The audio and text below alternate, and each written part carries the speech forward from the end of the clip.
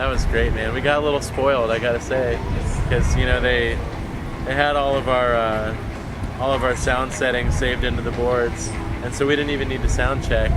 It was like 3 catered meals a day in a basketball or hockey arena, just hanging out. We toured with the foosball table, kind of a long story, but so we just set that up every day, hang out, eat really well, play foosball, shotgun beer with Dave Grohl, and then get up and play, half hour, 40-minute set every night. But not really every night, because it would be like a couple days on, a day off. They do like 2-week runs, take 2 weeks off. They're family men at this point, so usually when we go out, we hit it hard. We don't take any days off. We do a month, 2 months straight. I'll just smash the shows all together and knock it out. So to do it that style, we're like, it's kind of enlightening in a way, I gotta say.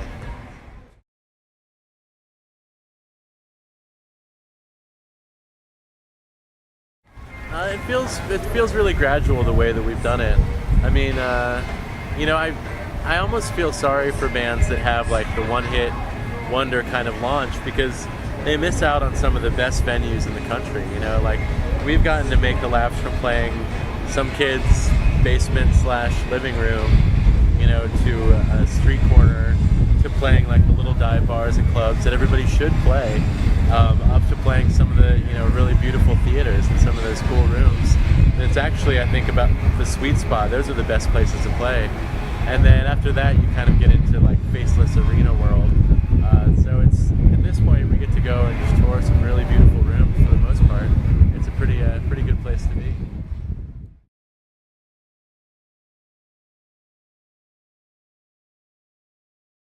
The process of recording New Wave, it was the most involved we've ever gotten in doing a pre-production with something. We were like, well, we already know the songs, we wrote the songs, we've been rehearsing them for a while, we don't need pre-production.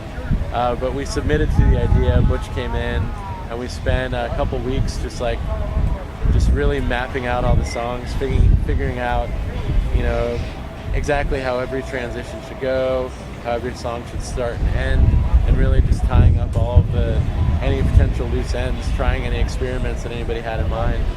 And when we actually went in to record, those songs felt so together and so tight, and we had tempo mapped out all the songs, so we knew the first verse here is at 136 BPMs. For this bridge, it goes up 2 BPMs and then it kicks up one more for the chorus.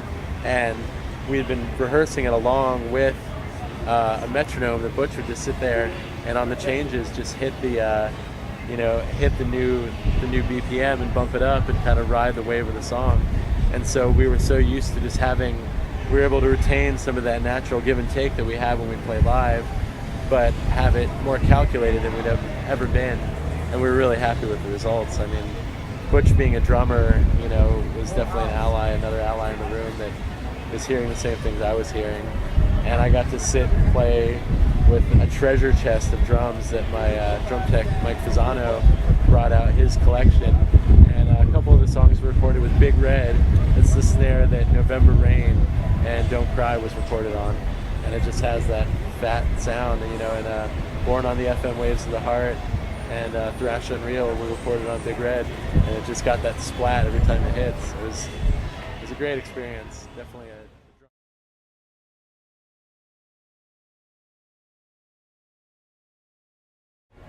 actually, yeah, Tom wrote all the songs on the record, and that song we actually wrote, we really finalized when we were in London for a few days right before the Reading and Leeds Festival, and we just had a rehearsal room that they were working out, and the song White People for Peace and the song Animal both came out in that little session there in London.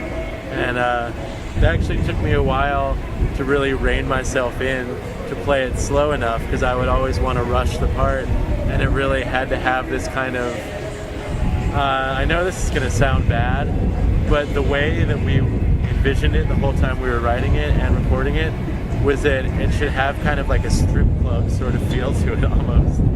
That should be the tempo that you were envisioning, and the way that it would move should almost be like for a gentleman's club, entertainer.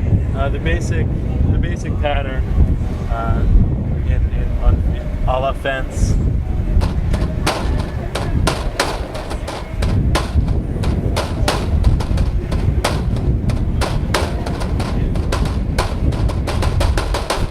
The little retard on the roll right there in the end, and hopefully to kind of leave a little anticipation before each one comes and before each snare. Like the aim is to be a little bit behind the beat, which with the click, actually playing that along to it, just getting used to hearing that little click come in just a little bit before. And we set it up so instead of just being like a harsh snap or pop, it was like a kind of softer tambourine that had a bigger footprint sort of, so I could just come in on the tail end of it. And that was the idea. We'd always listen to it and be like, is that how it ought to sound? Is that how it would sound in a gentleman's club? The truth is out. It's not pretty, but it's the truth.